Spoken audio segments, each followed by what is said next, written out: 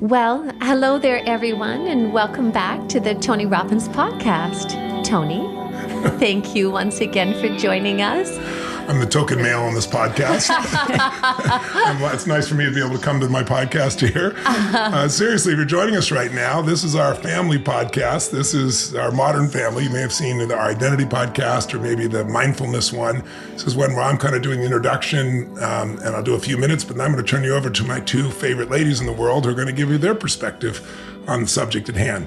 And so what is the subject at hand, Mrs. Robbins? Well, nice to see you, Mary nice B. to see you, Nice Mary to see you, B. Toaster.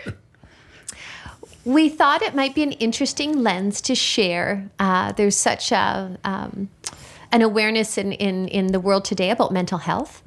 And I thought it might be an interesting perspective. We talked about this, that from each of our reference or from each of our experience, what do you do? What do you do when you feel stuck? When you do, what does that look like? Because that is so relatable for all of us and it looks different. It's such an intimate journey into the interior of one's own mind. You know, I speak for myself and what unearths mind within inside myself or what disentangles could be a different process for yourself or for Mary, and yet human for all of us and relatable for all of us. So I know at events you certainly do a deep dive on beliefs. That's our little pup Halo, by the way, our Yorkie, who's joining in. I'm just going to put her on the couch. Keep going. And yet what I feel has been so beautiful about these conversations is it feels intimate and at home and possibly just a different lens or perspective or share differently than at an event. That's why you said to me, she went to me, I'm not telling you the subject, just come. I want to hear your spontaneous response because I over-prepare every time I do an event of any sort. So I think I understand where you're going with this. I want to say one thing to you, which is,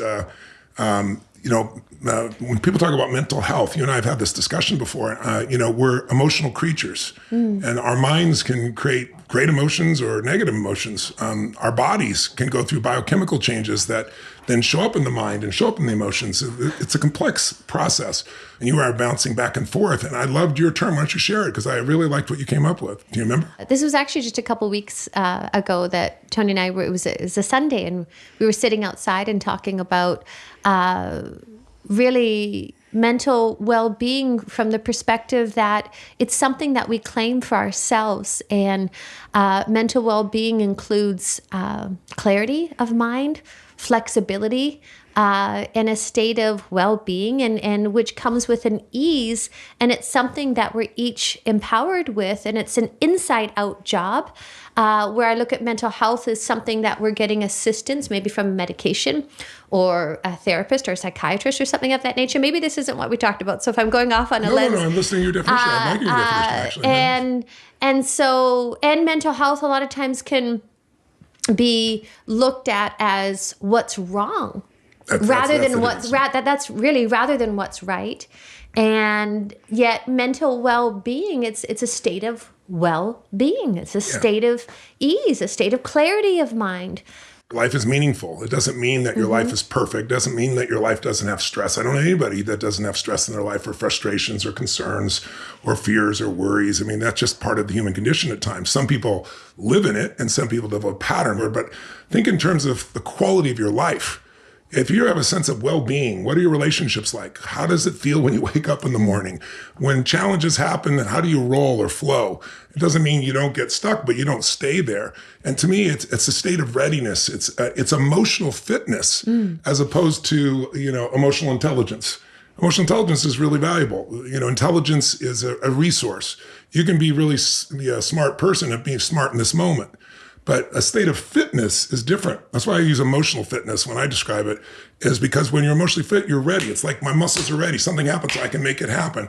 And I think, mental well-being is a state of being where you're able to enjoy your life, you're able to find meaning in your life, and you're able to learn from the challenges, and nothing really, smashes you. If it does, you pick yourself up very quickly. And it's just like being fit. The more mental well-being, the greater the balance of that in your life, the better you can roll, because listen, the one thing that's universal for all human beings I found in my life, and I've had the privilege of working with the most successful to the most challenges in 195 countries now, every country in the world.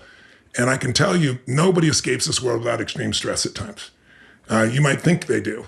You might think, oh my God, their life is so great because they have this perfect family or this perfect business or this perfect economics or this perfect education or whatever you think it is. But I get to see people from every walk of life and every culture, the most successful, most challenging. Everybody has a place where they get tested. And that's part of being on this gift of this planet where we're here in an Earth school figuring out who we are and what we're about, what we are here to contribute and give and create. But I think one of the skills of that mental health, mental wellness, whatever you want to call it, state of well-being, is your ability to deal with challenge quickly and not get stuck. I think stuck states, if I was going to give you my 2 cents for you guys to might want to play here, is to get your perspective on how do you get out of stuck states? Because we've all been there. You're stuck in a relationship and you just can't get through and you get pissed off or you get frustrated or you get sad. Some people get angry and they fight. Some people run. Some people freeze. Those are the 3 patterns we all have when we get across something that's overwhelming to us. What is your pattern and what can you do so you don't get stuck in that pattern and you get out of it really quick? It's not that you'll never get there. It's just you don't stay there. That's how you have a great quality of life. That's why I like that word fitness. I mean, you use fitness and you use flexibility. Flexibility, yes. Emotional fitness and emotional flexibility. Something about having flexibility in there translates to yes. If you're prone to getting stuck, okay, my goal is flexibility. Asking for a friend. Tone, I have a question for you. Okay, Do you mind? Please. I'm going to throw it back to the archives here. Remember this guy? Yes, I do. I like to call him... Power, my first book I wrote when I was 23. So my question is, if you have only recently come into the Tony Robbins ecosphere, if you're listening out there, you might have come in through his most recent financial books, or Life Force, the most recent health and vitality and longevity book. But before that, there was this guy. I really like this guy a lot. I love my tiny Tone. And this book in particular, Tone, I have to say, this, I walk away from and I'm like, okay, I can get a grip when I need to get a grip on things. My question for you is, back in these days, used to use the term internal representations. Yes. And I would love to know what that means to you today, because it's not, if you've been to events or things today, you don't use that anymore, but I'm sure it's represented in some other way. But to me, it means what I'm picturing, the story I'm telling, that whole combination of this cocktail of stress that I've somehow gotten myself worked up into this lather of feeling stuck or feeling angry. And I know that I'm representing it to myself that way on the inside. And I know it's not like that in real life. Yes. But talk to me through that lens. Well, my focus in my first book at 23, I was, figuring out how to help people and help myself. I looked at what helped myself, and what helped myself was not getting stuck in my head. It was having a bias for action. So unlimited power is really the capacity to act, to get yourself to take action. So many people live in their head. They go to therapy in their head. They go in circles and nothing changes because it just becomes a circular conversation. And so what do you got to get yourself to act? Well, to get yourself to act, you have to get yourself in a state where you'll do it. So you can take anything and make it represented in your mind as evil or good, as difficult or easy. And the way we represent things is the way we feel. So the example you've heard me use before is going to dinner and you're supposed to meet your spouse, your boyfriend or girlfriend at 7:00 at night, and you get there at 7 and they're not there. What do you feel? I ask people. And I ask this in seminars all the time. What do people say? Somebody says, I'm pissed off, and somebody says, I'm worried. Well, it's only 7. What if it's 7:30 though, and they've not called or text? I'm really worried. I'm really angry. And you see division in the room, right? What if it's 8:30 and they've not called and they've not shown up and they've not texted, and the woman says, I'm full because I didn't wait for the bastard, that kind of thing. But the point is, how you feel about that experience. 2 people can have the same event, but they don't have the same experience. And it's how they represent it in their mind. So one person represents, they don't care, they didn't show up again, they're probably screwing on with somebody else, they're going to be angry. The other person says, what if they're in an accident? So whether they say that or picture it, however they represent it, controls the way they feel, which is your state. And your state controls what you do. So my whole focus was, if I'm going to get you to act, I got to get you in the right state. To get you in the right state, I got to find out what's keeping you from that. And one thing that's keeping you from that is, I would say today, what you focus on or the meanings you give, because that's a simpler way of describing it. But the actual process is how you represent that situation. You can call it representing it. You can call it what I focus on. You can call it the meaning I give it. Those are the words I tend to use today, because to me, they're simpler. Whatever you focus on, you feel. Whatever you focus on, you don't experience life. You experience the life you focus on. If I'm focused on what's wrong, my life is wrong. If I focus on what I love, my life is love, right? That's a different way of representing it. It's a totally different feeling. It'll produce a totally different set of behaviors, and those behaviors will get a different result. But the other thing that affects it, in my model that I talked about there, is the way you use your body. And I think that's where you got to start, because your emotion is controlled by your body. I don't just mean biochemistry from the standpoint of, whether you ate meal or you have low blood sugar or low hydration, which obviously affects people's emotions. Right? Your wife. Right? Your My wife gets this thing called Red hangry. zone. Red Physiology zone. first is what my motto is. But also when I'm working with people, when somebody gets up and goes, yeah, I know, I need to do this. In that state, they're never going to do it. So I will do something to provoke them, to tease them, to move them, to shift them, where you'll see a change in the tempo of their voice and the way they move, in their facial expression. I'll get them to laugh. I'll do something bizarre, crazy, weird. I will break the pattern of the way they're representing things and the way they're using their body. Because it's the combination of what you focus on, represent, meaning, the story you tell yourself, and what's going on in your body that creates the state you're in. And from that state, all your behaviors come. So to me, I want to answer your question. It really comes down to, yes, the way you represent the world is the way you experience the world. So I say, what's life? Oh, it's a test. Well, then what's life like if it's a test? Oh, if it's like a test, then it's hard and I got to study and I could fail. Or someone would say, then life's easy because I'm good at tests, right? Depends on the person. Or is life, a battle? Then those people always are looking for someone to fight with. They expect there's going to be a fight. It's always a struggle. And they find a way to make it a struggle, because that's what their body does. And then, is life a party? Is it a dance? Is it sacred? Is it a gift? Like, however you represent life, it'll change completely what you're feeling and what you're doing. So that's what I meant by internal representations. And I use meaning now, and I use focus, because I think they're just easier words. I made things more complex then, I think, to try to prove to myself I understood every aspect of the human mind. Still a great book. Thank you. I'm glad you loved The greatest. Little Tone. Tiny Tone. Well, I appreciated that response. Two things that I noticed at this stage of our life. We've been together close to 23 years. And 24, but who's counting? 24. And what I recognized, the first probably decade or 15 years, we were getting over ourselves, and conditioning comes up, and impressions or expectations and all those dynamics. And at this stage, there's just an appreciation and love, and almost a humor at times that surprises me. And I certainly appreciate if I'm off or stressed, or if you're off or stressed in a moment, we have such an understanding of each other's intent, or such an appreciation of each other's intent. I never question the intent.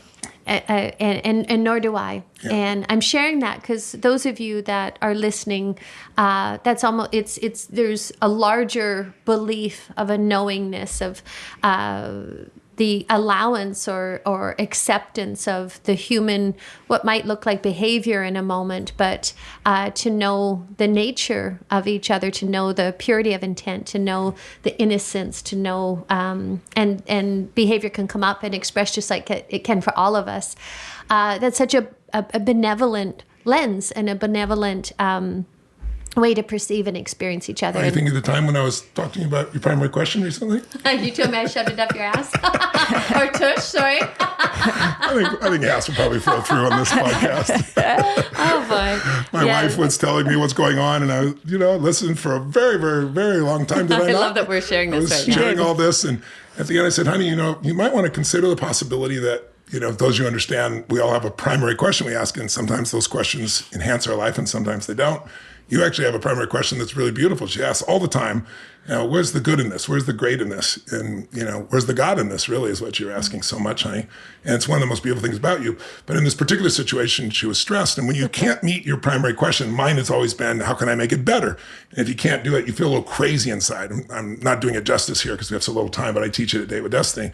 And it's one of the most profound things we teach. And my wife knows it. And so she was really struggling with this. So I said, honey, you might want to realize you're not really asking your primary question here because that's your power. And her response to me was, well, let's just say that in that moment, I was less keen to entertain what was needed or not needed, or any notion of my primary question, and I absolutely let him know that. So, but what was interesting, not and not in a connected, benevolent way, but what was beautiful, I walked up the stairs and saw myself and witnessed my behavior, and I brushed my teeth and caught my breath and came back down and met you in the hallway. And I said, Tone, I'm so sorry.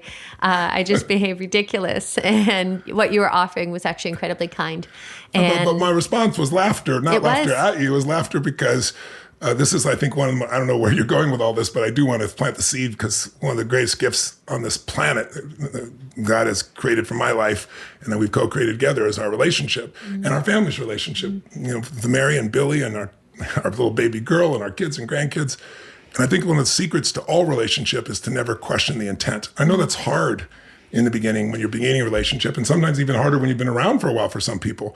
But you and I both made a decision early on that we knew each other's souls. Yes. And that we knew that no matter how things looked on the outside, there was never bad intent. There was never the desire to hurt the other person, and there never has been. And so I adore you. I love you, and I respect you, all the above. So there's no way for me to have a reaction to something beyond a moment, then to realize, and I blame myself. I said, okay, that's probably should have waited a little longer before offering that piece. Don't try to fix it, Robbins. Don't try to fix it. I know not to fix things. Even I know that much. I know not to fix things, but I thought it'd been long enough that maybe this would be a good piece. But I was wrong, and I actually apologize to you for that. You did. So, but it's really, I think, so much of stuckness in relationship. Maybe I bring it up to stuckness again. I'm trying to connect it to his theme. You know me. I'm trying to actually have a through line here. I think comes from the fact that we make up meanings. Yes. And the meanings we usually make up, and this is human nature, I've read all kinds of studies on this, where we usually, if someone else does something we don't like, we make up the motive as negative. If we do something that isn't so great, when we're not beating ourselves up, it's like we have pure motives. But I know every motive that drives your soul is nothing but goodness. And yours too, Mary B. And I'm not just saying that because we're all present. That's why we're family. Because we're all here to serve something more than ourselves. And we all love each other completely. And I love our family completely. And that's such a gift. Because when you have that foundation, all the other things you're going to face in life, you can deal with. And I know not all of you have that yet. And I'm not claiming that you do. But you can claim that kind of relationship with a friend. Yes. Most people do it better with a friend than they do it with a loved one, unfortunately, because they have more expectations of a loved one. Yes. Friends, they have a bad day. We go, all right, we might not like it, but they understand they're having a bad day. But we do that with the closest to us. Most people will treat strangers better than they would. They'll treat their most beloved. They'll say things than they wouldn't say to a stranger, So I think it's important to not get stuck in made up meanings because there's more on the line. Yes. When I get really stressed and when I get really, overwhelmed, which can happen for sure, part of why I stay out of that for the most part is because I'm constantly stacking the good. And recently I saw some friends who, they're not close to us, but people we know. And they were two people that were really lovely and they really, truly fell in love with each other. I think about 10 years ago, 12 years ago, they met at an event. And so that's how I knew them, got to know them because they became platinum partners. And their relationship came to quote unquote a head recently and they're ending that relationship. And I knew it was going to end. It was obvious. And it was because of all the negative stackings, like all the little meanings that people stack. Like if a problem shows up and you just honestly deal with it at the table and you don't just deal with it, you take responsibility, go, listen, I'm feeling this. It's not you. It's probably my own triggers from the past. And you don't make excuses for your triggers. And I just want you to know it's not you. If you deal with things when they're small, it's easy. I always talk about kill the monster while it's a baby. Don't wait till it's Godzilla taking the city, right? But I think one thing that helps my life is we go through more in a week than most people do, in a month or whatever. I mean, the last, 6 days, I went to bed sometime between 6 and 7 a.m. In some cases, I got to be up 3 hours later for another meeting. It's not what I recommend. No. But I'm dealing with people. I'm dealing with people in the Middle East. I'm dealing with people in China. I'm doing all these business portions, and they're complex issues that are being dealt with, and people I'm helping overseas, and someone who's just lost their baby. All these things happen all the time. But what keeps me going is every single day I stack the good.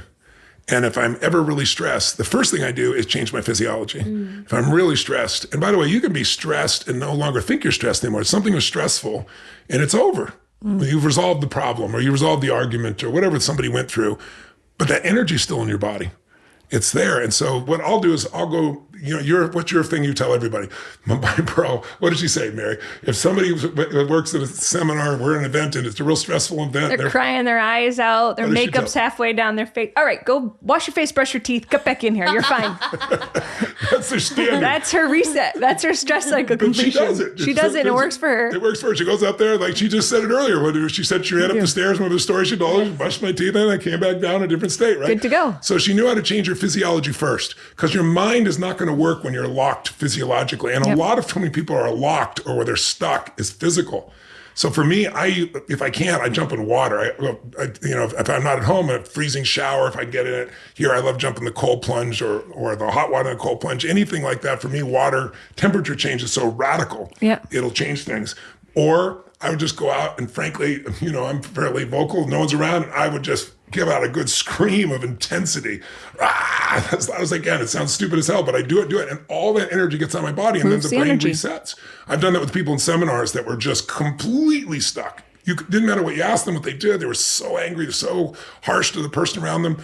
And I'll just get them stop and say, I want you to tell me where that is in your body. Find the location. Where's the worst? I'll make the sound of that as loud as you can. No, even louder. And I make them push and push till there's nothing left. And then all of a sudden, boom, their mind works perfectly. They solve the problem. So physiology first. But I think the second thing I want to mention is I understand the power of stacking. So my other thing to do that's easy, there's no temperature change like that. I just literally take out my journal, or I take out my iPad or a computer, and I'll write 20 things that are magnificent in my life. And it always starts with our family. There's no exaggeration to that. And I write down what's magnificent, not what's okay. It's magnificent, right? And I make myself feel and associate to that because, like I said earlier, you don't experience life. None of us do. We experience life we focus on. And when you're in it, the pattern just stays the same. You think that you're stuck because you think this will never get solved. You're stuck because you think it shouldn't have happened. It's unjust. You're stuck because people didn't support you. You're stuck. You got some meaning that's in your head and now it's in your body. So you change your body. And then instead of trying to deal with the meaning, most people don't overreact to their kids because of what happened this time. It's because it happened again. Or their husband or their wife, because it happened again. Or somebody at the work, because it happened again. When we overreact, it's because we've stacked negative experiences. So what I do is I stack the positives. And then I also, lastly, I'd say is I pay attention to my language. I grew up in an environment where my parents had a belief that, you just stuck it out and you fought till it was done and you could say anything and you said it with total intensity, and they used very colorful language, but you couldn't leave the room. If you left the room, the relationship was over. So I saw some battles. So I never threw things or broke things or did anything of that nature because I saw that. But I certainly borrowed the language patterns I grew up with. Yeah. And then I came and fell in love with this little creature over here. And then you too, Mary B., where, Bonnie Pearl's most intense words often is sugar and shoot. And she's certainly capable of the other words, don't get me wrong. But the majority of that, she uses these words that soften. And you do too. You have all these sweet words. And so one of the things I notice is I'm really exhausted, really stressed. My language patterns change. I'll curse, on something, not at a person, just in the situation. Sometimes I'd use that for intensity. Shoot isn't strong enough for what I want to express in a situation or move something. But it's good to notice your language patterns, because if you soften the language patterns, like, this is stupid, this is crazy, versus, this is curious, or isn't this wild, or, isn't this interesting that we're doing this pattern again, as opposed to what the hell is wrong? Tone, I like when you give us I'm fascinated. That's right. It's really fascinating to me, as opposed to what other F word I would have used in the old days. So I just think those are three things to look at. Your physiology, look at your stacking and unstack by stacking new things, and then language. But I'd love to know, Mary B., what do you do when you're getting stressed? Sincerely, what do you do to get out of it? Because you do a great job of it. You understate your value in that area. I'm so glad you mentioned stacking, because that's one thing I learned from you that I'd never had the understanding of before. But yeah, like when it feels overwhelming, when I have the sensation or the feeling that stuff is on top of me, to use a terrible metaphor. Life feels too much to handle. It's because, right, I have all these things stacked. Or sometimes it's not even a whole bunch of things. It's just, you also tell me sometimes things have to be decoupled. Yes. And so sometimes I'm just like, I have this thing, and they're not even related, but they're happening together. And it feels like if this goes, that goes. Yeah. And it's like sometimes just pulling two things apart is enough for me to just get the spaciousness I need to come back into sanity. Yes. To be like, okay, I'm not completely, my brain isn't completely useless because I'm just so. Yes. You're also good at gratitude, Mary B. Yeah. I think that's when you say that's fair, I mean, one of the reasons you're beloved by some people is you're so incredibly loving and sweet to everybody, Mary B. Even times when it's difficult, your nature is, you hold an identity for yourself as being a good person to your core, and you are. But I think because of that, you constantly build gratitude. And I think that's the thing that I've seen you come back to. Yep. You pull the thing apart and it's like, no, this is all part of the process, and I'm so grateful. I'm so grateful for this and this. How you speak that way, I think that's one of the patterns, at least I observe in you. Is it true? Yeah, those big beliefs. Like, I think it's so helpful. I think there's a section in here of beliefs that, I'm making this up, but like these aren't in there, but my go-to ones are like, everything happens for a reason. That's or right. just something that no matter what, knowing that I actually really do believe that with conviction, that kind of, okay, if I really believe that, which I do, then this too shall pass, then whatever it is. I saw my Pearl and I were talking about this the other day when we were having lunch outside. And I was saying, I think it was a group of actors. I think Tom Hanks was one of them, a group of them. They were all very successful actors, very successful men in the business, at least. There weren't any women in the group. And they were like, as men sharing, which men don't usually do, like, what's the one thing you wish you would have known that would have made your life a lot less stressful? And Tom Hanks said, this too shall pass. And you should have seen all their heads going up and down. Sly Stallone was here the other day, and we're having some really cool conversations. He's one of the coolest people I know. He's just a really amazing human being, and all the things he's gone through, people have no clue. But it's that same thing. Like, we could all relate to that. We had this cool dinner recently that I got invited to. It was like John Bon Jovi's a friend of ours. He's a great rock and roller, if you're not familiar with him. Really brilliant guy, been in the business like 35 or 40 years. Is that how young our audience is? We have to pre-frame Bon Jovi? Keep going. Keep going. Know. I just can't hold this in. I don't know. I hope they know he is. He's going to go on, I think he's going to go on tour again for his 35th or 40th year. I forget which one it is. But he called up and said, we want to have this goats dinner. And I said, what's a goats dinner? Greatest of all time. He goes, I'm not going to tell you I'm the greatest of all time, but in my category, I'm one of those. He goes, you are in your area. He goes, so I want you and I. And he goes, I want Tiger Woods. I want Tom Brady. And he said, I want Tom Ford from fashion. And I want Slide. All get together and have dinner. So we had this really cool dinner. And it was a privilege even to be there. But what struck me is what you thought people talk about. I'm not going to reveal anything that was shared there. It was private, of course. But what I noticed, number one, was the most important thing that people were dealing with all they've succeeded in their life was relationship. Every single one of them, to some were really great, some more challenging at times. And then also was just all the pathways we've gone through, all the challenges we all faced, and how much we value them now. How you look back on them and go, thank God that happened. I can see that made me so much stronger, it made me care so much, made me create so much more. And my part, I hope you tell us what you do. And you came up with what you told me you do, and I never even knew this. And I've been with you 20 years. This internal thought you have that you use. I thought it was beautiful. It was not this too shall pass. It was a different one for you. Will you share it? Yes, of course. I want to mention one thing, Mary. Another thing that you do that I find ever so beneficial and useful is when you get enough clarity of mind, you use humor. And you'll mimic back and replay back the circumstance. Not harsh, sarcastic, but tongue-in-cheek, exaggerated. Yeah. And that will invoke a laughter. And that, it breaks the pattern. It feels like the only thing sometimes that can move me out of fear. Mm-hmm. I see that. Anyways, it feels like a safe way to get out of fear. Well, it's awesome technique. It certainly works for this family. So it works for us. But I just wanted to mention that. Thank because you. Sometimes that gets that's a beautiful missed. Observation. That's true. Is the gift of humor. What do you do when you start to feel stuck, honey? Oh gosh. What do you do? Well, you've both talked or mentioned the fact that I go up and wash my face and brush my teeth. I mean, I don't do it every time, but the purpose of that is to get some distance so I can self-reflect. Yes. So I can recognize what possibly I've missed. so I can perceive, with fresh eyes, but also heart. myself. Yeah. Because usually if I'm upset, I'm seeing it outside myself. And so I get distance so I can actually self-reflect and see myself in it. And then when I recognize that it's me, because it is always me, I from there look to act, and it usually looks like I'll reach out and just like I did in that moment and say, I'm sorry, I was behaving ridiculous, and thank you for knowing my intent. But I'll usually look to apologize to clear that energy. You do. The other thing, then, if I'm really lock stuck, I will remind myself that all is well. That's it. Yes, I'll remind myself and how do you do that? All is well, and I'll use an affectionate name. Sometimes I'll say sweetheart. Sometimes I'll say all is well, Bonnie Pearl. All is well. And I'll usually look outside if I'm not outside, just to broaden perception, because all is well. Yes. All is well. The waves are crashing. The wind is blowing. Birds are coming and going. Like life is happening. All is well.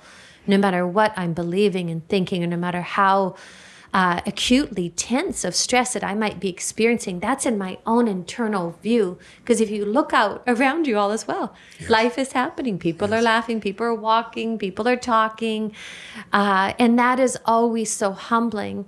And so that is definitely an internal lens of a reminder that no matter what is happening, all is well. So definitely all is well. Many times I'll ask myself a question, what have I missed? And if I'm not able to, say if I'm really stuck and I'm blind, a lot of times I'll come to somebody else that I love, and I'll say, look, in this circumstance, what am I missing? Because I actually really have a hunger to see, to understand, and specifically to see myself, because that's the only thing that I can shift and change. As you know, inquiry of the 4 questions of, is this true? Byron Katie's, that I find that ever so useful. Or even sometimes if mind is really going and I'm feeling like, ego is just justifying or rationalizing and really building an architecture inside my mind, I'll be like, okay, what am I actually even believing? And I'll just write down whatever that is, the one statement, and just look at it. And it looks ridiculous to me. Yeah. Because in the moment, head, the moment that I can actually visually see it, and then it's like, it just starts unraveling actually in that moment, because when it's just happening inside mine, it's happening, ego's building it so quickly that it helps me to fix it on paper. And then I look to take responsibility. And that's freedom. Completely selfish. Yeah. I want to clear it up. I want to clear this space inside of myself and inside of anybody that unintentionally I may have hurt by my tone of voice or intensity or lack of awareness. We all get stressed. We all get overwhelmed. We all misinterpret things. We all have triggers from our past.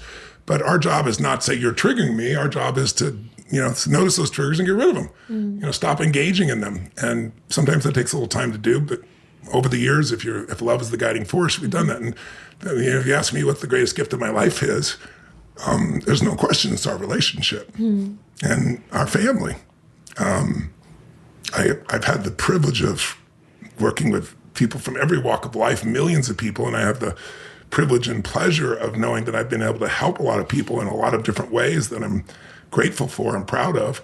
But there's nothing more important than those you love most, and you having something that continually grows in its depth of love and its depth of appreciation, its depth of gratitude, and its depth of respect. But I think you have to start there and enhance it. It's not some place that you get to someday because people treat you a certain way. Yeah. It's a line in the sand that you set because it is so important.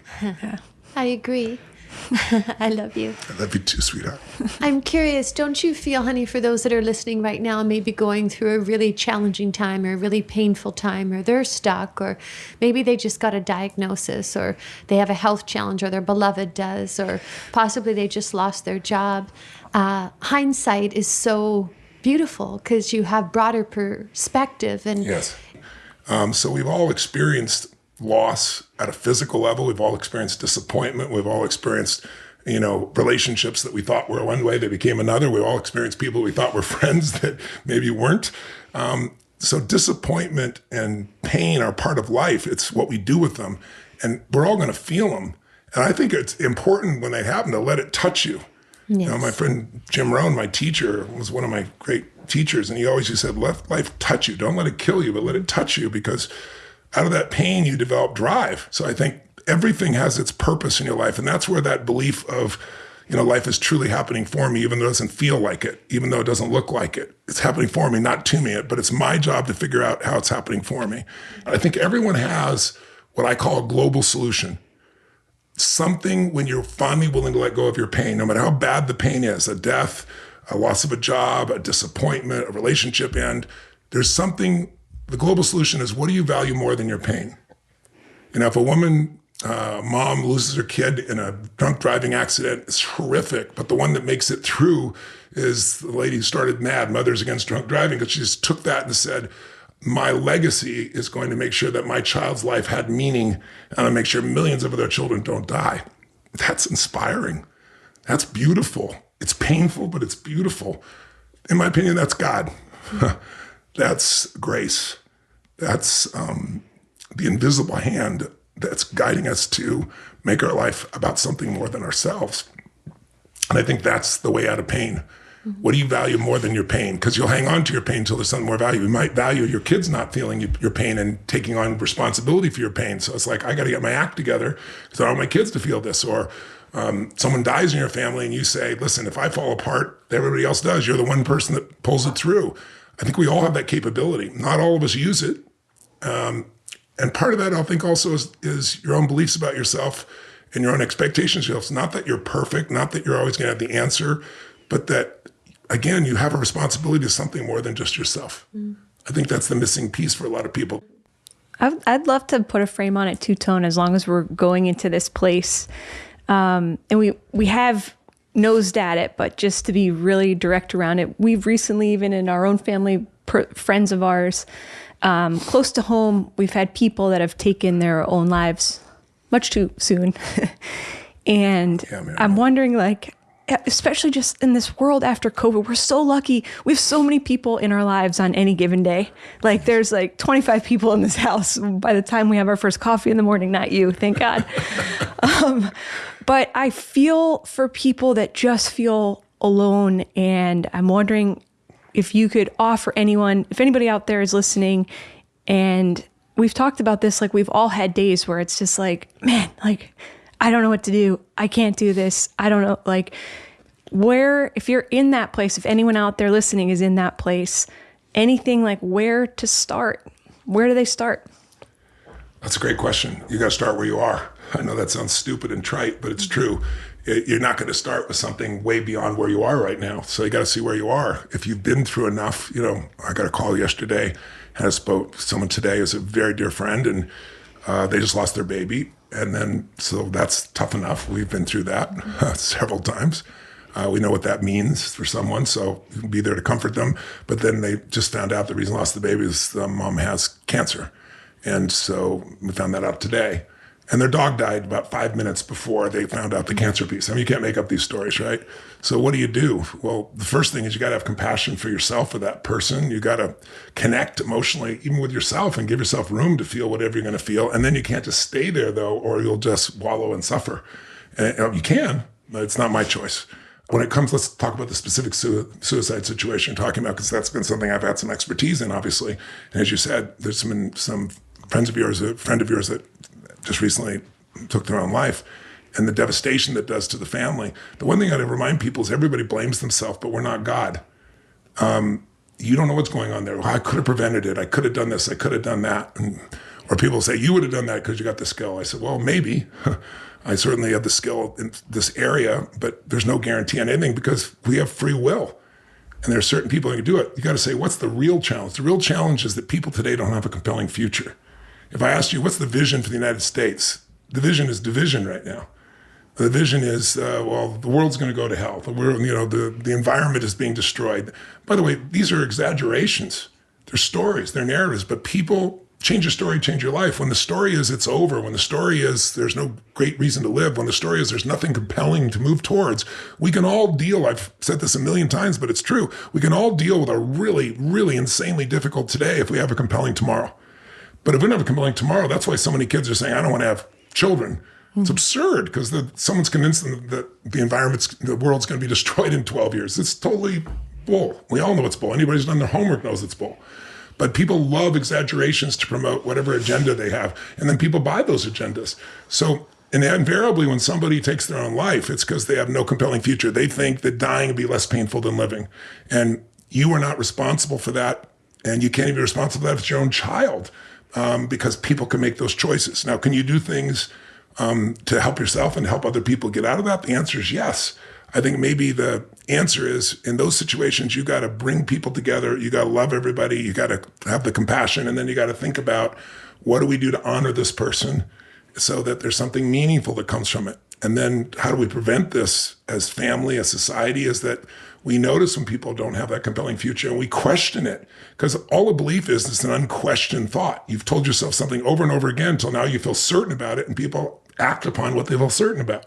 When I see people that are suicidal, what I do is take away their certainty that dying will be less painful than living. When you switch that, they won't do it. We all, as human beings, we move away from massive pain, what we associate pain to, and we move towards whatever we think is pleasure or will be a lot less pain. And so the meanings, those internal representations we make are what control that. So right now in society, there's not a lot of vision for people. That's our job as parents, as family members, as friends. And we're not going to be perfect, and we can't know what's going inside with everybody. So I wish I had a magic wand I could say, here's the answer. There isn't. The answer is for each of us to take responsibility for ourselves and become an example of what's possible with deep love and consideration for those around us, and knowing that everyone's going to do things at a different tempo in a different way, and they have different goals. But helping people finding a meaningful life is possible in the middle of concentration camps. If you know somebody who's really depressed, my favorite book of all time, at least one of them, is Man's Search for Meaning. We're actually going to make the film. We're in the middle of finding the right writer for it as we speak, but we bought the rights to it. If you haven't read the book, you must read it. Viktor Frankl, one of the heroes of my life, because here's a man who's in a concentration camp and witnessed his family being murdered in front of him, and decides that he's going to find a way to figure out why certain people make it and others don't. And that will to live comes by having a compelling future. And for the Jewish people, for those that made it, it was that vision of, I'm going to make it through this and I'm going to tell the story so it never happens again. Never again was the cry.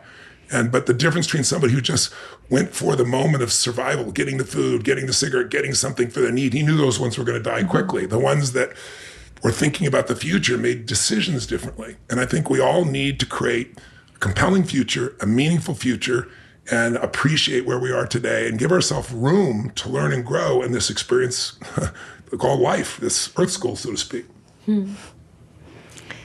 Wow. Thank you. And when I think of originally what was the intention of these conversations,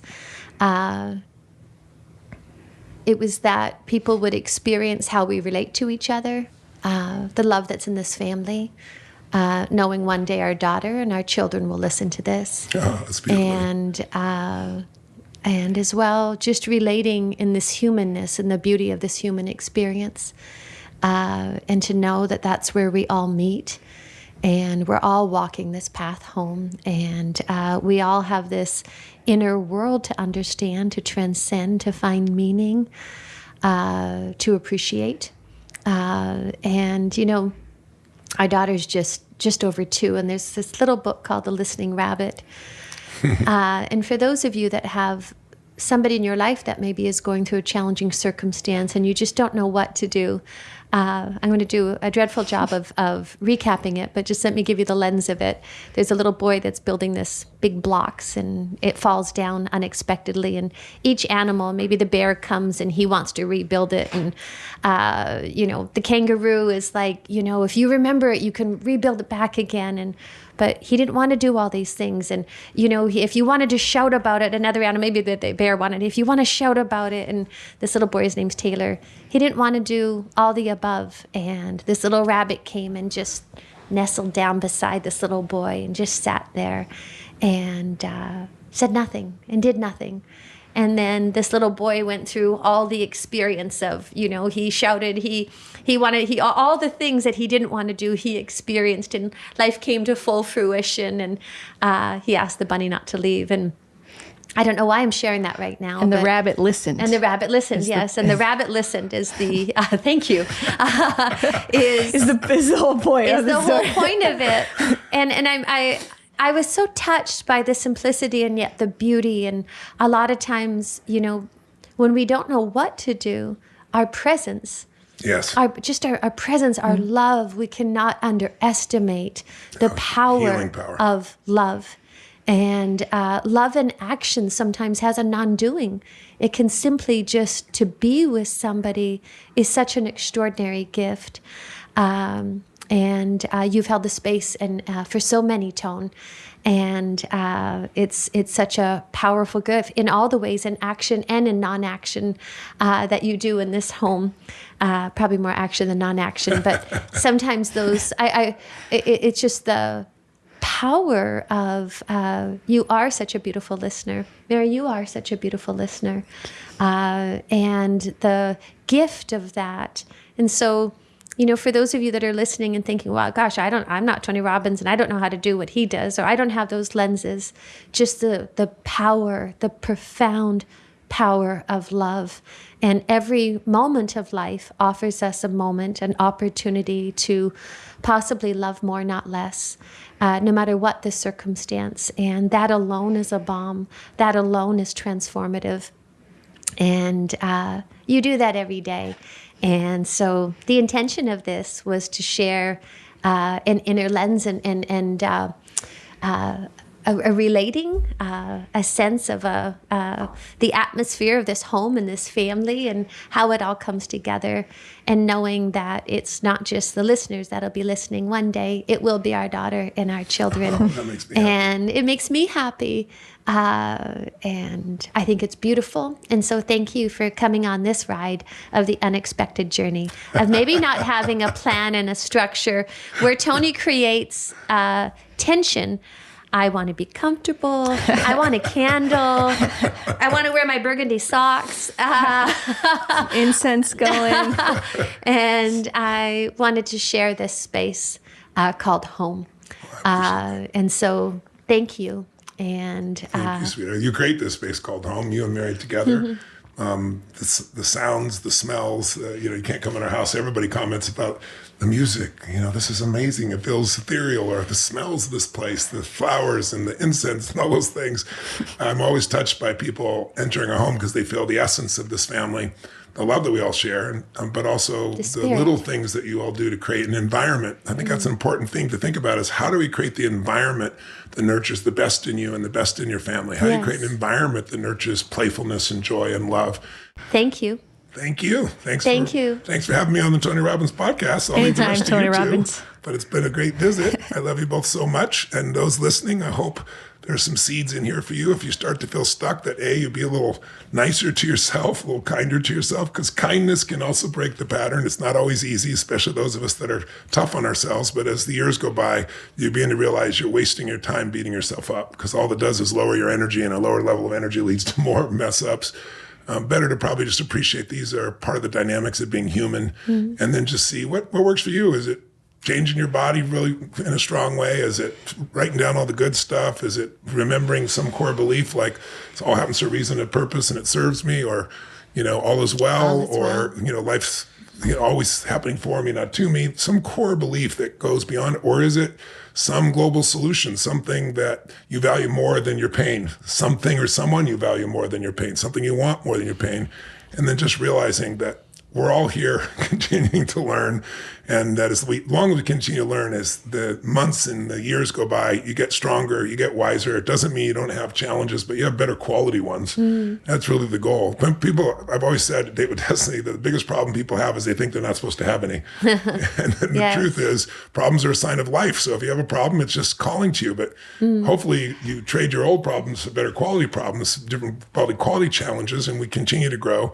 Because if you grow and you give, when you grow, you have something to give. You grow and give, then life is really meaningful. It is. And love is the most meaningful thing of all. And it's hard to love at a deep level if you've also not gone through pain or suffering or disappointment or frustration, because then it's just fake. It's just like chemistry. When you get beyond chemistry to something that has depth, that's when life really has that magnificent feeling where you feel like it's all a blessing. It's all a blessing. Isn't it? It is indeed. Love you guys. Good talk. Love you listeners. I don't know you personally, but I hope we meet you someday. And we hope some of this serves you when you get into a tough position, or you can use this to help somebody else. Yes. Blessings to you.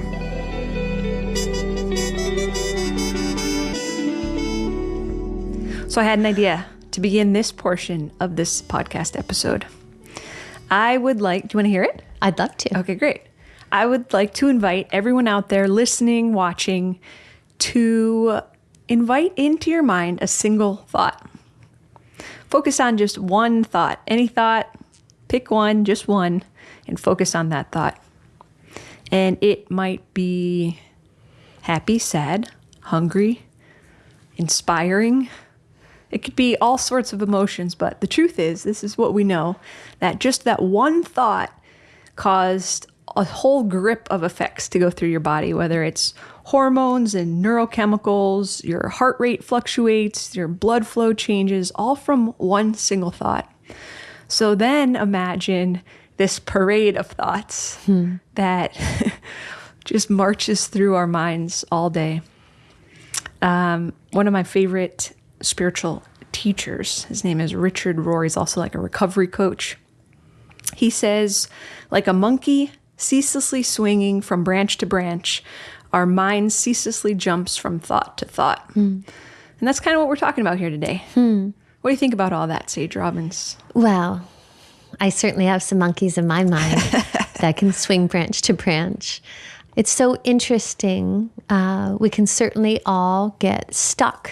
I'll speak for myself in the labyrinth of mind.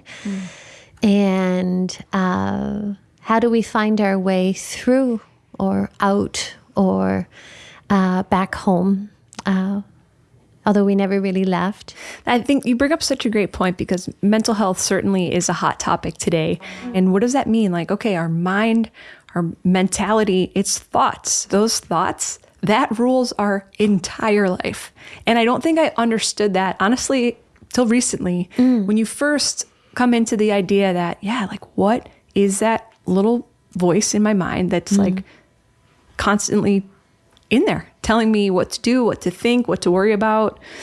And so, as also our topics of keen discussion lately, anxiety, depression, sleeplessness, suicide, all the way out, the gamut of thoughts. We can call them emotions, but I think it really does start with a thought and then an obsessive recurrence of those thoughts. And we all know what that feels like. So we can talk about it in terms of someone who isn't well, or we can talk about it in terms of you and I and everyone we know, because this is the human experience. And you might not be feeling it right now. You might be in the throes of it right now. But if you're going to get down to like the source, I think we have to then talk about the thoughts and beliefs that are making you feel this way. Yes. And for those of you who are joining, tune in. I mean, tune into yourself. I invite you to call your attention back to this moment and back to the sensations within you. I know that we've walked through this practice on our meditation conversation, but it's really the same practice of noticing. A lot of times, so much in our life can be on autopilot. You know, we're not even aware of what we're believing, thinking about a circumstance. Possibly until we feel that schism or that resistance, or I'll speak for myself, or that stuck bound energy. And what's so fascinating, depending upon whether we attach to the thought or not, because they're coming and going all day, you know, whether we're not in control of that. Yep. We have the gift, we can't control the external circumstances, but we can control where we place our attention. Yep, that's it. What we focus on, we feel, as Tone would say. But as we've started to really pay attention to this, and you say notice, And in the beginning, I'd be like, notice what? Like, what is this mindfulness practice? Like, notice what? Yes. And so when you first said notice, I was like, great, that's really going to buck me up when I'm feeling down. And now I see, okay, it's calling attention to this thought that's causing the emotion that's causing your whole life. Possibly what we're unconscious to.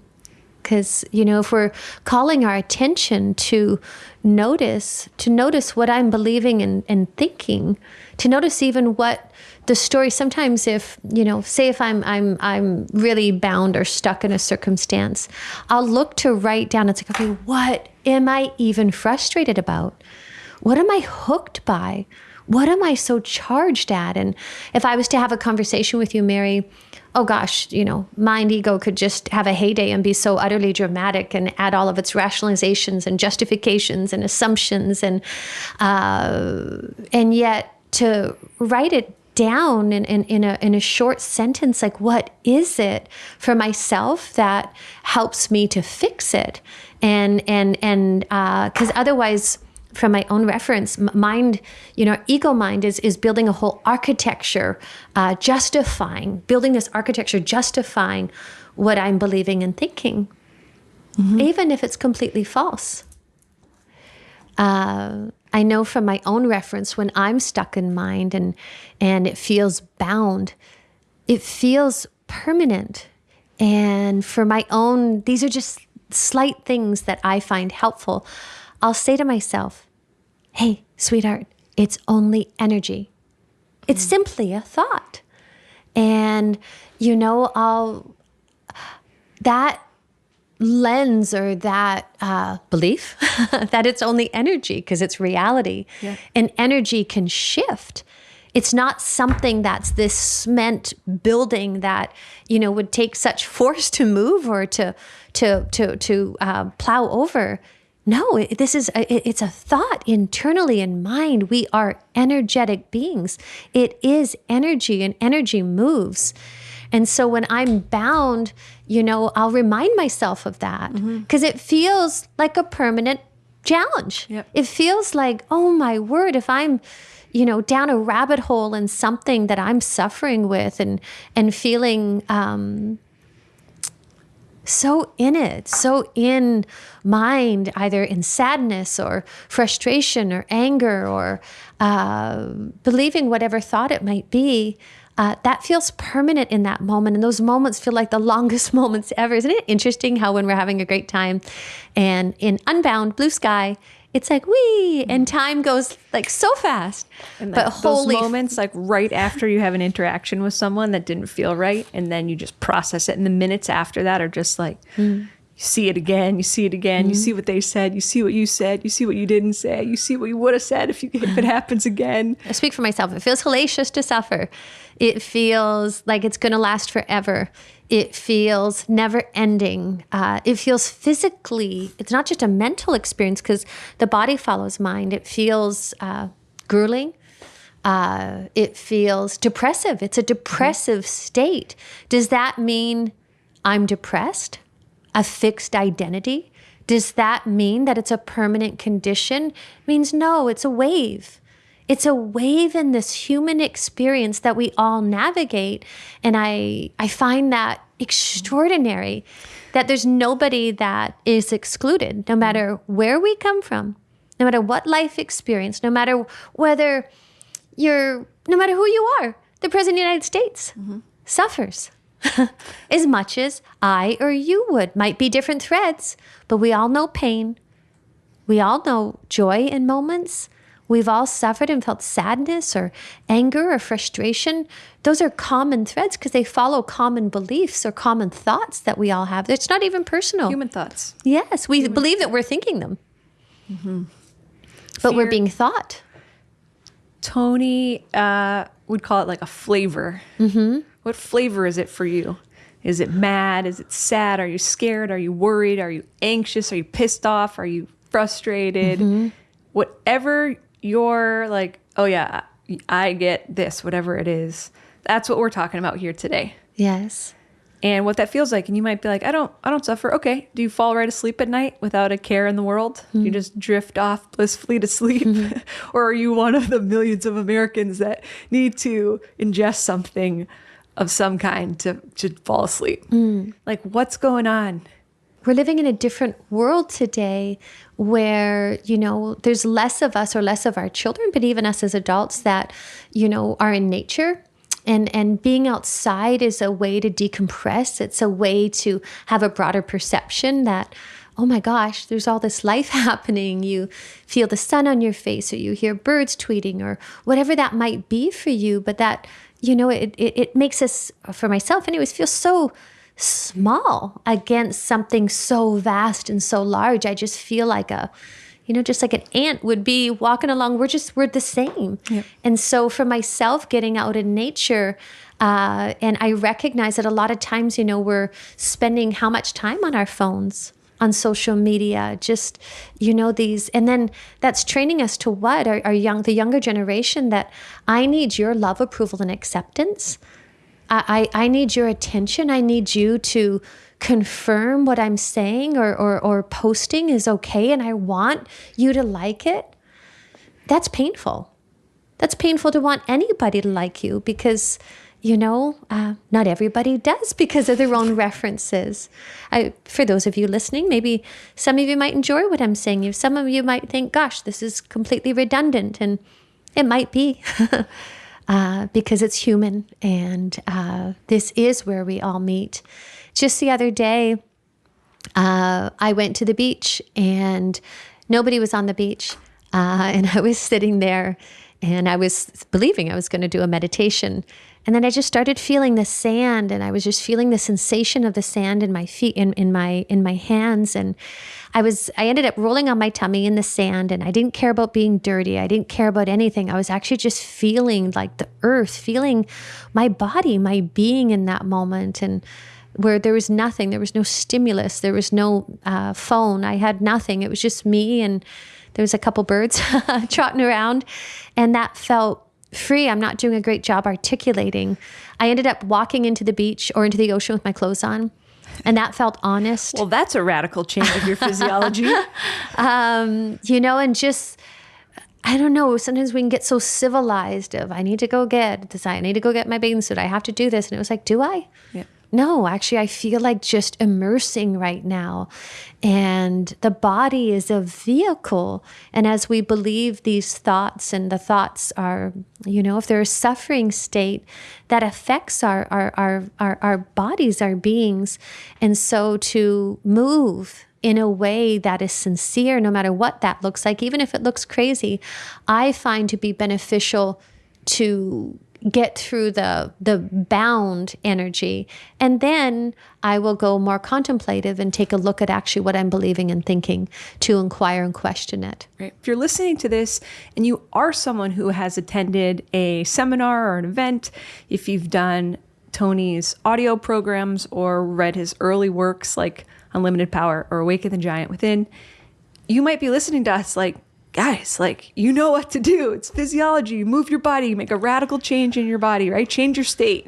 If you've been to a UPW, you know that, and you walk out of those doors and you know what to do.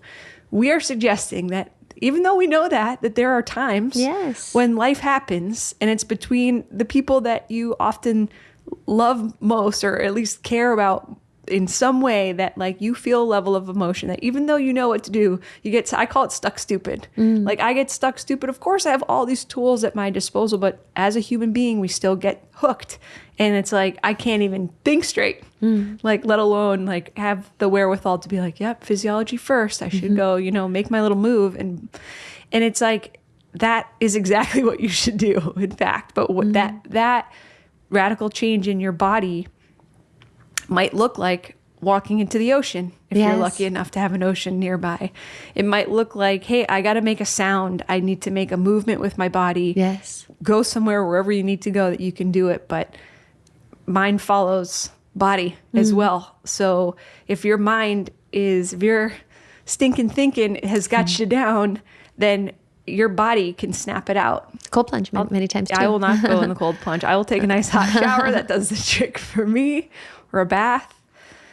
some sort of like physical bodily washing to be like, wow, I want to like get this feeling off me. And it is, in the same way that Tony will teach, we could ask someone what they're after, what motivates them, what drives them, what their outcome is, however you want to language that. And they can tell you anything they want to tell you, but dig under it, and it's a feeling that we're all after.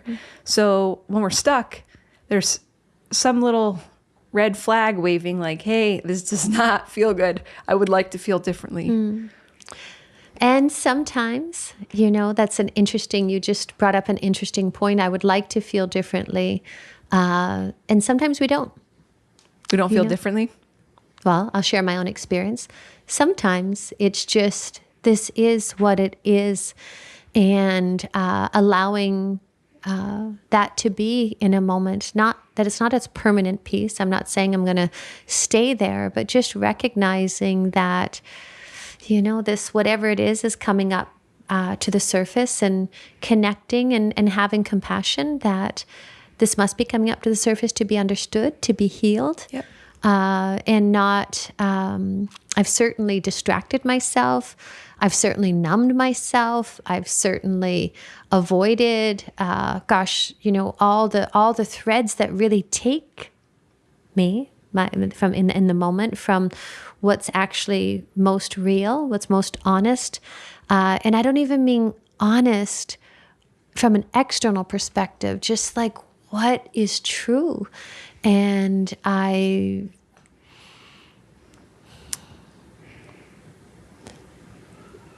there's no right or wrong way in this human experience. And sometimes it can be really messy, and that's okay. And it's not meant to look a certain way. We don't judge when maybe we do, but the weather today, if it's cloudy or if it's sunny, you might have a preference, but both perspectives are allowed. And it's like, okay, hey, yeah, how could you not? So you go to gratitude for what you could appreciate, enjoy right now. At times. Sometimes I don't. Sometimes I don't. Sometimes I'm just sitting with what is and just tuning in to it's okay. Mm-hmm. It's okay, because what I've recognized about myself too, if I shouldn't be feeling this. Well, I am. Yep. And so then I'm judging the experience of the judgment of what that's lunatic. Then I have judgment over judgment, suffering over suffering, and it's disconnecting me from, it's like, all right, how could you not believing what I'm believing? How could you not? It's just compassion for this human experience. It's not always easy. It's not always easy, and that's okay. Yeah. That's okay, but we do have the gift or the choice to rise above the noise or the confusion of mind, the narratives that are untrue, or we can sit and process, because you really think, what is processing? It's just thinking. So what is thinking? We're usually regurgitating the thoughts that are causing us to suffer, and that's okay until it's not. Yeah. And so it's an opportunity to apply all those things, like, okay, what's the story that I'm telling myself about what just happened, or what, and it's just, a story is really just all those thoughts sewn together into a story. So to share a personal example that's related to that, this happened between you and I the other day. I forget what we were discussing with a little passion. And you said to me, Mary, it doesn't mean what you think it means. Yes. And I almost lost my mind. Mm-hmm. I was like, yes, it means to me what I say it means to me. Mm-hmm. And I understand that it means something different to you, but don't tell me that's not what it means, because I'm telling you that's what it means to me. And in that moment, I realized a few things. I realized wow, okay, I need to get there myself of wow, that is the meaning that I'm giving to this right now. And when I see it there, it feels like it's there all of a sudden in bold face, and it's that's the meaning I gave this. My bad. Like in that moment, I'm often ready to take responsibility and say, I need to make a new meaning because I know better. I know that life is more important than that life is too short. I know that this is a person that I love, and why am I wasting a minute of this life upset with, And so things start to unravel, but for me, it usually comes to a point, and then when I do hit that threshold of big emotion that feels like it's out of my range, then it's like, okay, we're hitting a nerve here. Well, thank you for sharing that. And I don't know which moment because they happen. And it's this human experience. I feel as well that for those that are listening, that you're maybe at a place in your life and you feel like, I just can't do this another minute. And a lot of times when we have those thoughts, we believe that we're alone in that. We believe that it's because of something that's happening in our life that's unique to us. And all of us have felt that. If you think of what suicide, it's like, it's a belief. I can't do this. I can't live this life anymore. And we believe that, and then we act on that. And we believe in those innocent moments that we're the only person that's experiencing that, or that's believing that thought, or that's experiencing that pain. And we've all been there. I've been there, believing I can't do this. I can't do this another minute. Travel back for a moment to some of the most, or one of the most, not some, one of the most painful, what you believe, circumstances of your life that felt like the pain of that circumstance, whether it be a breakup or maybe a loss of a job or possibly a diagnosis in a family member or something. And in those moments, in that period of time that felt like it was never going to end, when you revisit it from this perspective, what do you notice? Do you notice that, gosh, you know what? I didn't know it at the time, but I really grew, or I evolved out of that, or felt like it was the ending and the death, and oh my gosh, it opened this door to something different. And that's also for myself, is just to know that the reminder that life is indeed happening for us, and that from my own perspective, when I suffer most, it's usually what takes me closer to Source. It's what takes me closer to God. In those moments when I've been in such pain that I'm literally on my knees and so humbled and so ripped open or stripped down, that it's because if you think of, what's causing that suffering, it's just ego mind anyways. And so what's beneath that are a greater level of coherence of heart when we get out of our own human way, or wanting somebody to behave differently than they are, wanting somebody, your beloved, to look at you a certain way, to say that they love you a certain way, and then they don't, and we're upset about that. And we forget that, oh my gosh, I'm here to offer that love. I'm here to embody and be that love. Mind is such a trickster. It's such a trickster. And so some global beliefs, the global belief for myself that all is well. Even no matter what is happening, I'll just say to myself, hon, all is well. And then the reminder that it is not my will. When I want it to be my will, I'm crazy. And my will doesn't bring me the greatest happiness. And I remember hearing or reading, not my will, but thine be done. What did that even mean? What does that even mean? But that there's a divine intelligence greater than our own, and to surrender to that, to recognize that what life is offering us is sincerely a gift. That is a realignment, or a tuning into a greater, not even meaning, a greater reality, a greater reality of the truth of the moment. If I'm upset because it's raining outside, that's on me, but it's raining outside. That's not changing. So I have the choice to appreciate that or not. So the greater truth for you, it is these meanings that you have given to life, the meaning of life itself, the meaning of what you're here to do with it. Does that feel accurate? Like I'm trying to understand, like, okay, how can people understand that, and I'm trying to understand it myself. So it's like, okay, like, well, do you believe that there's something larger breathing this breath? Of course. Yes. Do you believe that that divine intelligence is orchestrating your life? I do. Yes. So when I want to control my life, or I want to control another human being to behave a certain way, and I'm suffering because they're not, they are God's child just like I am, and their being, their isness, who they are. Yep. And so when I surrender the control, when I surrender that life needs to look different than I want it to in order for me to be happy, that's simply crazy. And it doesn't work that way. Right. And so I don't know if that's a belief, or if that's, I suppose it is, or if that's actually accurate. Life is. Yep. Life is. And catching up to that reality, I find to be very helpful. And if I think that it should be different, or somebody else should be different, it's brutal. Yeah. It's simply brutal.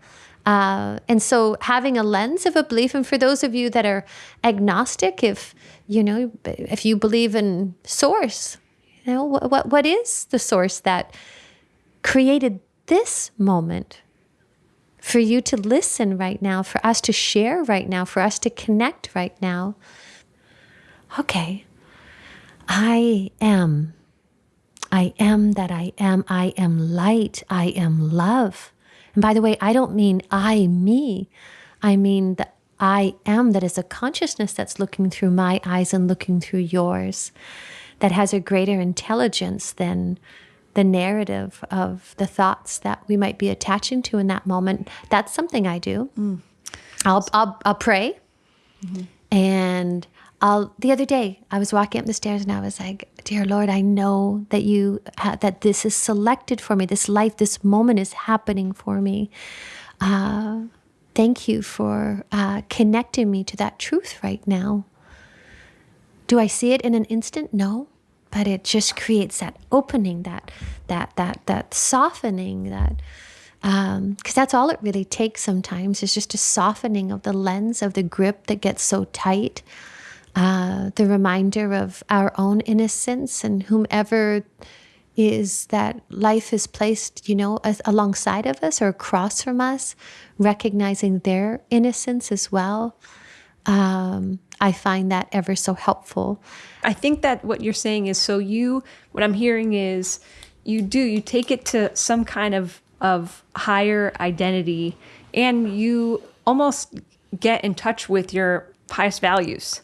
Like I realize, I'm realizing with the way what you do naturally ties into like what Tony would teach, like why is it so powerful? It's not just Tony. It's like a list as long as my arm of psychologists that say, when you're really in touch with your highest values, when you've consciously given time to think about what is values, what do we mean? Just what's most important to you in life.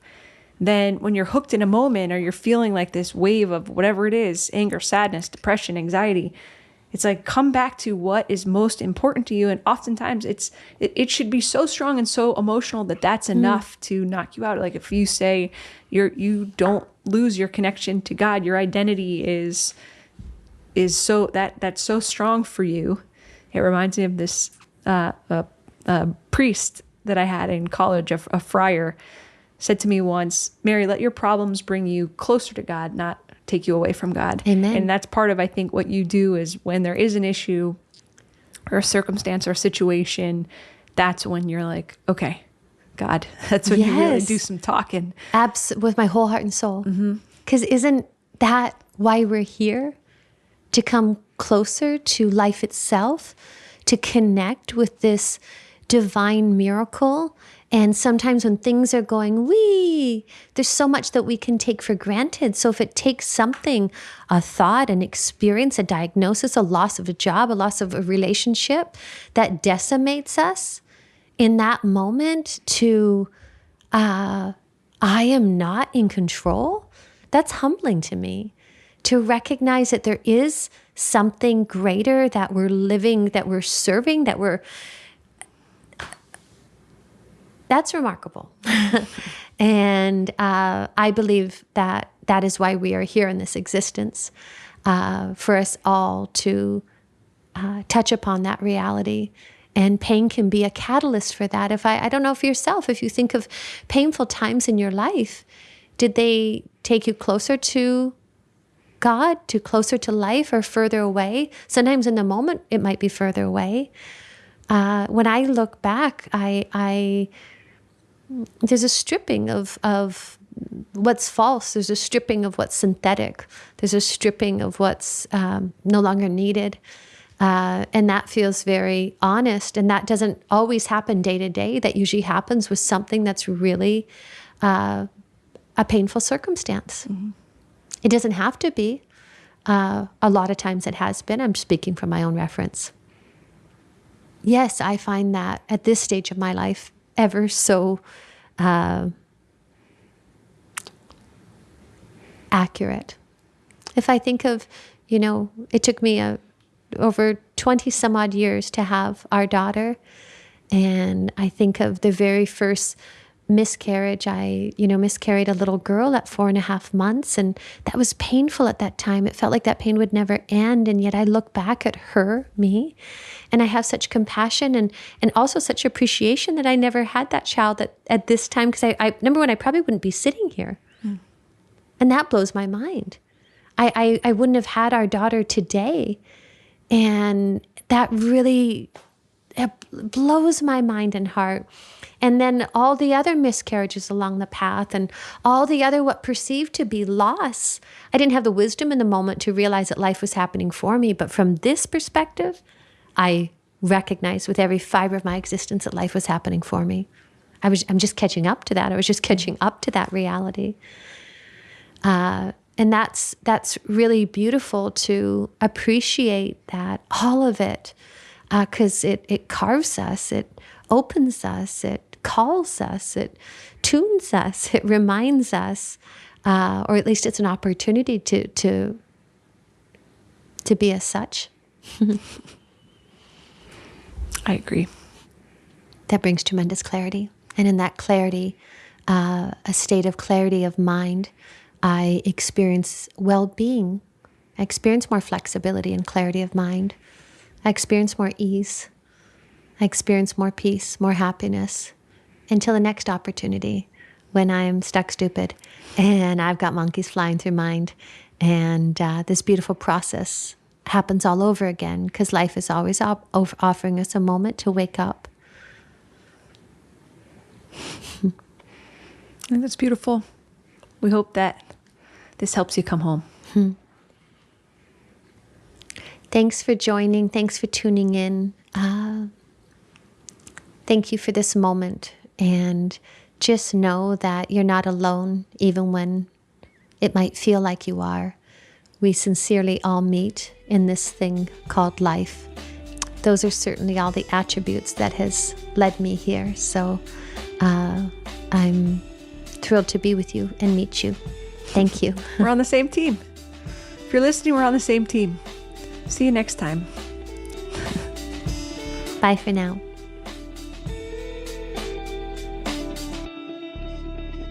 Go on. You do a great job with that, Mary B. So where do you want to go with this, Money Pro? Well, why don't you ask me a question to start with here? You be the interviewer here, and I'll give you my best answer since you're the one wanting to make this go a certain direction. I have a question for Tone, too, when you're ready. Okay, great. Where would you like to start? You want me to start, or are you ready? Yes, absolutely. Are you ready? You can see this is definitely off the cuff, as well, you were saying. And by the way, this is how she wants it. I like its organic nature. I do too. I love that too. And it's actually very... it's how we relate. It's real how life. Real life and spontaneous and playful. Yes. And unexpected. Yes. I just like when we start something to have a clear plan so you can see it's a different approach so we can deliver the most value in the shortest period of time. But I think if you're a listener, you probably appreciate different gears. And this one's a different gear. That's the whole purpose of a podcast. So I appreciate your leadership in this area. Thank you. And I also appreciate your willingness because it gives, for those of you that are home and many of you listen to Tony on stage or maybe in an audio program, I have the privilege to live with Tone. And it's a different aspect and quality of you, a different facet of you. And you're so beloved. And I just enjoy sharing that part of you as well. That's very sweet. Thank you, Manny. We like showing off Tone's flexibility. we were going to a car dealership, an upper level quality auto dealership. I won't mention the name of the brand, but it was a very high level brand. German engineering. Thank you very much, Mary. And we're trying to get there, and we're trying to work this thing out. And my wife, in the middle, we've picked out the car and everything else. I'm with the guy, that's Tony Robbins. Oh my God. And I was like, yeah, great. It was a good deal here for my wife and everything else. And she pops open this thing of tuna, this canister of tuna. Tuna salad. And she's eating it in the middle, and it smells like crazy. She's like, I just have to do this because otherwise I get hangry. And she's right. The other day, I apologized to you, recognizing that stylistically, sometimes I can be forceful, aggressive. I want to get into the ring of life. I want to tidy it up. That's completely selfish. That's all about me. I want it to be over. I want to be connected deeply, and yet not respecting or honoring in that moment that you needed space and distance. And so for myself, admitting that's apologizing for that. I'm sorry, I didn't recognize the impact to me coming, hello, knocking on your door felt like the very natural thing to do for who? For me. I wasn't including your experience. I wasn't including that for you, time or space would feel kind or supportive. It was completely selfish. I wanted to be free. I wanted to be connected. I wanted to be back home inside of myself and inside of the containership of our friendship, our relationship. I love that. So there's nothing to apologize for.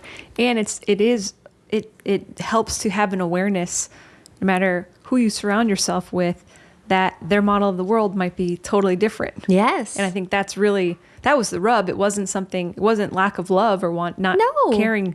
We both wanted to repair things. It was just a difference of rules and models of how we actually go about repairing. Yes, and poorly executed on my part. No, not true. But still, that was my perception. Therefore, I wanted to tidy that up, and now, we haven't really had a moment since then. But I'm very aware. I'm like, all right, hey, we're getting a pickle, feeling a little hot. You walk out the door.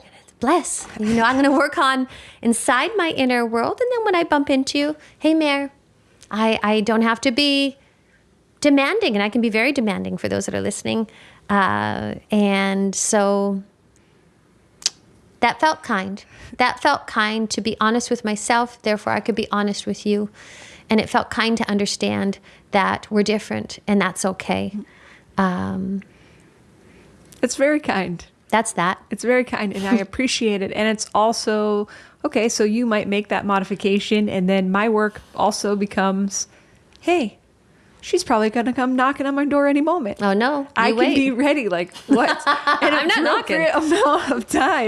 You're going to be in there all by yourself. How much time am I going to be in there? How much time do I need to process, for example? As long as you want. And so my work will be, hey, she's just coming to do the same thing the place that I'm trying to get to. But I do think it's helpful to acknowledge, like, sometimes if it just feels like, why is this person acting this way? They're probably thinking, like, why is this person acting this way? Our models of the world are different. Here we are. That's okay. We don't have to change the other person's model of the world to get along with them just fine. True. Or love them a whole bunch and live really harmoniously and still have some shakeouts like humans will, and then be like, oh, what did I learn from this?